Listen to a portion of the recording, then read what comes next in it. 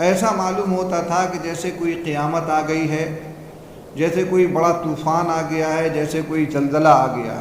وہ یہ سمجھنے لگے کہ واٹس ایپ پہ رہنا خطرے سے خالی نہیں ہے، گویا اپنے آپ کو طوفان کے حوالے کر دینا ہے، گویا اپنے آپ کو قیامت کے حوالے کر دینا ہے، اور بقیہ ایپ پہ جانے سے کوئی نقصان نہیں ہوگا، کوئی خطرہ نہیں ہوگا، اور وہاں مکمل سلامتی ہوگی، مکمل امن ہوگا، مکمل سکون ہوگا۔ اس طریقے سے بھاگم دوڑ ہوئی اور ایسی تگ و تاز ہوئی کہ دیکھنے والے حیران رہ گئے۔ مجھے سمجھ میں نہیں آیا کہ علماء کی یہ جماعت جو دینی شعور رکھتی ہے، جس کو اللہ تعالیٰ نے فراست مومنانہ سے نوازا ہے، اس میں ایسی خامیاں کیسے ہو سکتی ہیں۔ یہاں کئی باتیں کہنی ہیں۔ پہلی بات تو کہنے کی یہ ہے کہ ہمیں اللہ کے علاوہ کسی سے نہیں ڈرنا چاہیے۔ اللہ ہی ہمارے لیے سپر پاور ہیں، اور اچھی بری تمام تقدیریں اللہ ہی کے ہاتھ میں ہیں۔ جو اچھا ہوگا اللہ ہی کی جانب سے ہوگا، جو برا ہوگا اللہ ہی کی جانب سے ہوگا۔ ہمیں کسی انسان سے ڈرنے کی، کسی ایجنسی سے ڈرنے کی کوئی ضرورت نہیں ہے۔ اللہ کا خوف اپنے دل میں رکھیں، خلوت میں ہوں، جلوت میں ہوں، تنہائی میں ہوں، انجمن میں ہوں، کہیں بھی ہوں، اللہ کا خوف ہمارے دل میں ہونا چاہیے۔ ایسا نہ ہو کہ انجمن میں ہم زاہد ہوں اور اللہ والے دکھائی دیتے ہوں، لیکن خلوت خانے میں جانے کے بعد ہماری پوزیشن زاہدوں کی سی نہ ہو بلکہ شیطان جیسی ہو جائے، تو یہ اچھی چیز نہیں ہے۔ ہماری جلوت، ہماری خلوت دونوں ایک جیسی ہونی چاہیے، اور ہر حال میں اللہ سے ڈرنے والے ہم ہوں۔ لہذا موبائل کا، سوشل میڈیا کا ایسا استعمال ہونا چاہیے کہ اگر اللہ تعالیٰ کے یہاں فائل کھل جائے تو ہمیں کسی قسم کی ندامت نہ ہو، کسی قسم کی افسردگی نہ ہو، کسی قسم کی شرمندگی نہ ہو، بلکہ اللہ تعالیٰ کے یہاں کامیاب ہوں۔ ہمیں دنیا کے افسران سے زیادہ اللہ سے ڈرنا چاہیے۔ دنیا کے افسران سے بہت سی چیزیں مخفی رہ سکتی ہیں، بہت سی چیزیں ان کی نگاہوں سے اوجھل ہو سکتی ہیں، لیکن اللہ تعالیٰ کی نگاہ سے کوئی چیز، کوئی ذرہ اوجھل نہیں ہو سکتا۔ تو پہلی بات تو یہ کہنی تھی۔ دوسری بات یہ کہنی تھی کہ جیسے ہی ہم موبائل کا استعمال کرتے ہیں، خواہ کال کرتے ہیں یا کچھ لکھتے ہیں یا کہیں بھیجتے ہیں، تو ہم افسران کی نگاہوں میں ہو جاتے ہیں۔ چنانچہ جب ہم کہیں بات کرتے ہیں، کال کرتے ہیں، تو ہمیں انتہائی محتاط انداز میں گفتگو کرنی چاہیے۔ الفاظ کا صحیح انتخاب ہو، بات چیت بالکل صحیح ہو، کوئی منفی گفتگو نہ ہو، کوئی دھمکی آمیز بیان نہ ہو، کوئی خراب جملہ استعمال نہ کیا جائے، خواہ وہ حکومت کے خلاف ہو یا کسی انسان کے خلاف ہو یا کسی ایجنسی کے خلاف ہو۔ بات ہمیشہ بالکل بے غبار ہونی چاہیے اور انتہائی محتاط ہونی چاہیے۔ اسی طریقے سے جب ہم واٹس ایپ پہ کچھ لکھتے ہیں یا فیس بک پہ کچھ لکھتے ہیں، ایسے ہی یوٹیوب پہ کوئی بیان دیتے ہیں یا کسی بھی ایپ کے ذریعے سے اپنی بات دوسروں تک پہنچاتے ہیں، تو ہمیں نہایت چوکنا ہونا چاہیے اور یہ مان کے چلنا چاہیے کہ ہماری بات کو کوئی ریکارڈ کر رہا ہے، ہماری باتوں کو کوئی دیکھ رہا ہے۔ لہذا ہمیں محتاط رہنے کی، چوکنا رہنے کی ضرورت ہے۔ اتنا سمجھ لیجئے کہ کوئی بھی ایپ ہو، جب آپ اس سے متعلق ہوتے ہیں تو آپ ان کے نزدیک ایک دم کھل جاتے ہیں، چنانچہ آپ کی تمام تفصیلات، تمام حالات ان کے علم میں ہوتی ہیں۔ آپ نے دیکھا ہوگا کہ جب آپ واٹس ایپ چلاتے ہیں یا کوئی اور ایپ چلاتے ہیں تو پہلے الاؤ کا آپشن آتا ہے، جب آپ اجازت دے دیتے ہیں اس کے بعد آگے بڑھتے ہیں۔ تو یہ کیا چیز ہے؟ یہ وہی چیز ہے کہ افسران آپ سے آپ کی تفصیلات معلوم کرتے ہیں، آپ کی پرائیویسی کے سلسلے میں جاننا چاہتے ہیں۔ ایسے ہی جب آپ فیس بک چلاتے ہیں تو آپ کو جی میل دینا پڑتا ہے، اپنی ای میل آئی ڈی دینی پڑتی ہے۔ ایسے ہی آپ یوٹیوب چلاتے ہیں تو آپ کو جی میل دینا پڑتا ہے، آئی ڈی دینی پڑتی ہے۔ اسی طریقے سے جتنی بھی چیزیں ہیں، جتنے بھی ایپ ہیں، آپ انہیں استعمال کریں گے تو آپ کو آئی ڈی دینی پڑے گی، ای میل آئی ڈی دینی پڑے گی، آپ کو اپنی پرائیویسی دینی پڑے گی، اپنی تفصیلات دینی پڑیں گی، آپ کا موبائل نمبر دینا پڑے گا۔ تو تمام تفصیلات اور ذاتی زندگی کی تمام معلومات ایپ کے مالکان تک پہنچ ہی جاتی ہیں۔ لہذا یہ سوچ کر ایک ایپ سے دوسرے ایپ پہ جانا مجھے سمجھ میں نہیں آیا۔ پھر ہمیں یہ سوچنا چاہیے کہ ہم لوگ واٹس ایپ کا یا سوشل میڈیا کا استعمال کسی منفی کام کے لیے نہیں کرتے، بلکہ ایک دوسرے کی خیریت معلوم کرنے کے لیے کرتے ہیں، یا مسائل معلوم کرنے کے لیے کرتے ہیں، یا دینی معلومات کے لیے کرتے ہیں، بہت سے بہت کتابیں محفوظ کر لینے کے لیے، کتابیں پڑھنے کے لیے، مضامین پڑھنے کے لیے۔ ان کے علاوہ تو ہم کوئی اور استعمال نہیں کرتے ان کا، لہذا ہمیں گھبرانے کی یا پریشان ہونے کی قطعی ضرورت نہیں ہے۔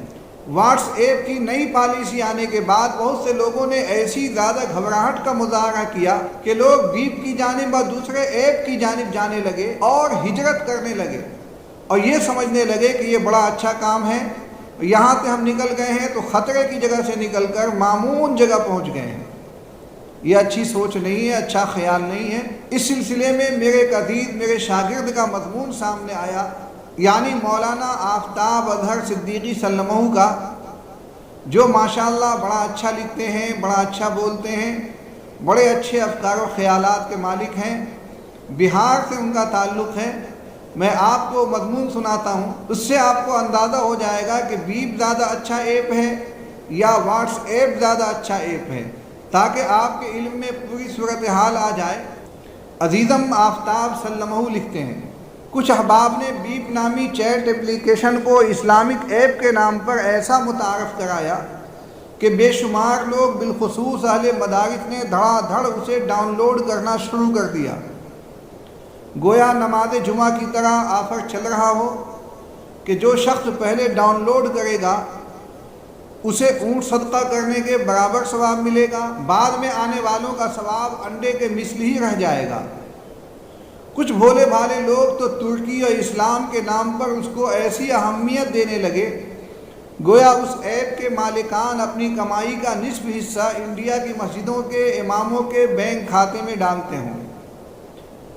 کچھ احباب نے اس ایپ کے فضائل میں مضامین لکھ دیے، حالانکہ اس ایپ کے بارے میں جتنا کچھ سننے یا پڑھنے کو ملا ویسی کوئی خاص بات اس میں دکھائی نہیں دی۔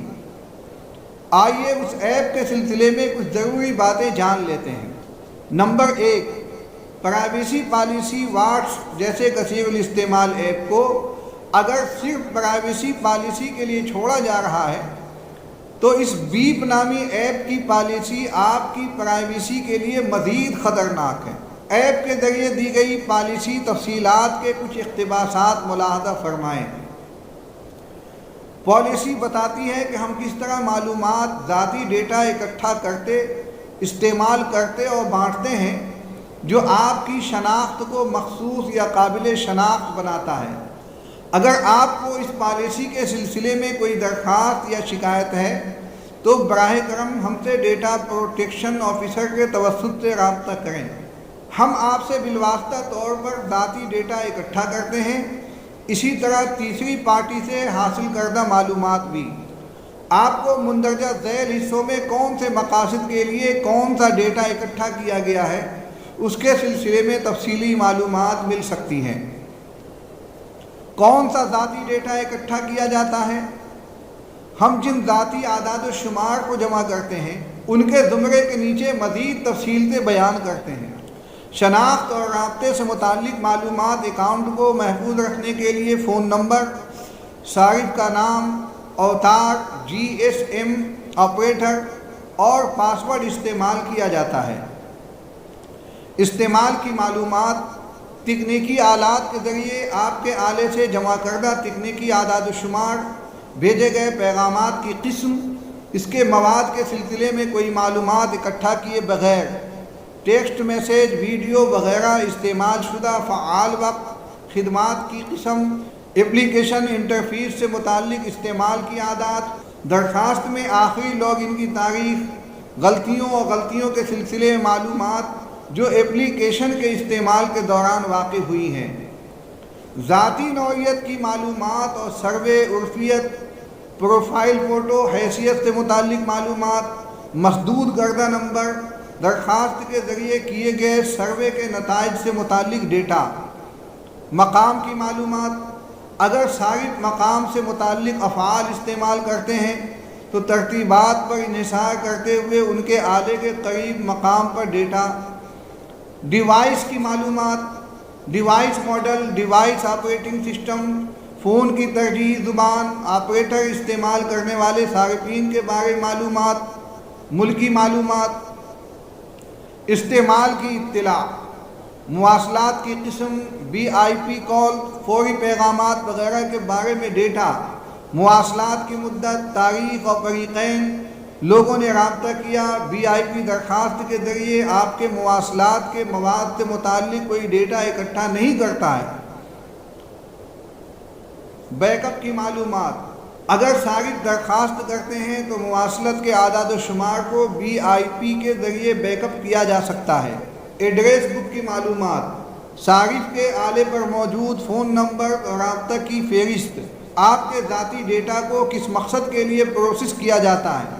آپ کے ذاتی ڈیٹا پر عمل درآمد BIP کے ذریعے ذیل میں بیان کردہ مقاصد کے لیے استعمال کیا جاتا ہے۔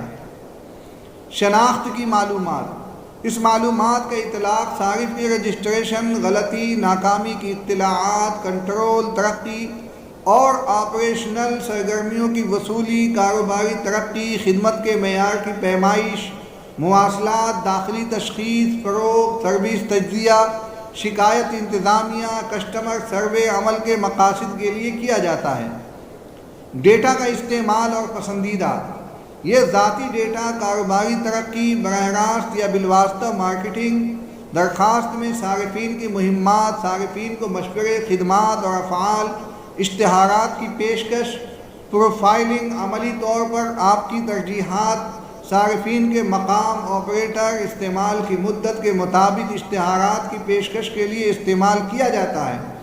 قیام اور افعال کی مدت کے مطابق درجہ بندی، آڈٹ اور کنٹرول، رسک مینجمنٹ، داخلی تشخیص، پیمائش اور خدمات کے معیار میں بہتری، مواصلات، شکایت کے انتظام کے عمل پر عمل درآمد اور آپریشنل سرگرمیوں کی ترقی۔ واضح ہے کہ 50% اپلیکیشن اسی طرح سے آپ کے ڈیٹا کا حصول کرتی ہیں۔ تاہم بیپ کی اصول رازداری کو پڑھ کر اتنا تو اندازہ لگایا جا سکتا ہے کہ یہ ایپ جب چاہے ہماری معلومات کسی تھرڈ پارٹی کو دے سکتا ہے یا بیچ سکتا ہے۔ نمبر 2، دوسری بات یہ ہے کہ بیپ ایپ مکمل مفت نہیں ہے۔ جی ہاں، اس ایپ کو ڈاؤن لوڈ کرنا اور اس کا استعمال تو فری ہے، لیکن اس کے اندر کی مزید سہولیات کے حصول اور استعمال کے لیے آپ کو 10 روپے سے لے کر 2600 روپے تک دینے پڑ سکتے ہیں۔ نمبر 3، تیسری بات یہ کہ اس ایپ کا حجم بہت زیادہ ہے، 35 MB، یعنی دیگر 2 چیٹ اپلیکیشن کے برابر۔ اب آپ سوچ رہے ہوں گے کہ کون سا ایپ استعمال کریں اور کون سا نہیں، تو اس سلسلے مشورہ یہ ہے کہ صرف کسی کے کہنے یا ترغیب دینے پر کسی ایپ کا استعمال مت کیجیے، بلکہ خود پسند کیجیے کہ آپ کے لیے کون سا ایپ زیادہ بہتر ہے۔ ہر نئے ایپ کے استعمال سے پہلے گوگل پر اس کی مکمل پرائیویسی پالیسی کو پڑھ لیجیے۔ زبان الگ ہو تو گوگل ٹرانسلیٹ کا سہارا لے کر اس کا ترجمہ دیکھیے۔ یوں تو آپ کی پرائیویسی اسی روز سے خطرے میں آ جاتی ہے جس روز آپ ملٹی میڈیا موبائل کا استعمال شروع کرتے ہیں۔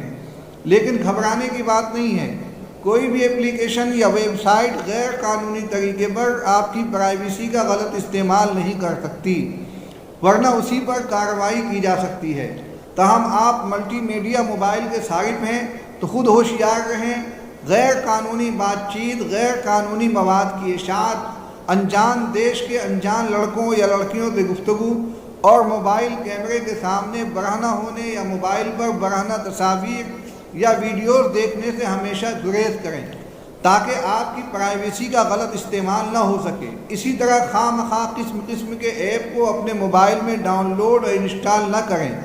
خاص کر ویڈیو چیٹ کے ان ایپس سے بچیں جن میں دیش ودیش کی لڑکیوں سے لائیو چیٹ کا لالچ دے کر آپ کو بلیک میل بھی کیا جا سکتا ہے۔ یہ میرے عزیز جناب مولانا آفتاب اظہر صدیقی سلمہ کا مضمون تھا جو آپ کو سنایا گیا۔ اس میں بڑی تفصیل کے ساتھ بتایا گیا۔ حقیقت یہ ہے کہ ہمیں گھبرانے کی بالکل ضرورت نہیں ہے، ہمیشہ محتاط رہیں، چوکنا رہیں، بچ کے رہیں، ہر چیز کا صحیح استعمال کریں، انشاءاللہ کوئی نقصان نہیں ہوگا۔ جب ہم اچھے مقصد کے لیے، نیک مقصد کے لیے کسی چیز کو استعمال کریں گے تو اللہ تعالیٰ کی مدد بھی ہمارے ساتھ ہوگی۔ اللہ تعالیٰ ہم سب کو توفیق عطا فرمائے اور گھبراہٹوں سے، دشمن کے خوف سے ہم سب کی حفاظت فرمائے۔ وآخر دعوانا الحمدللہ رب العالمین۔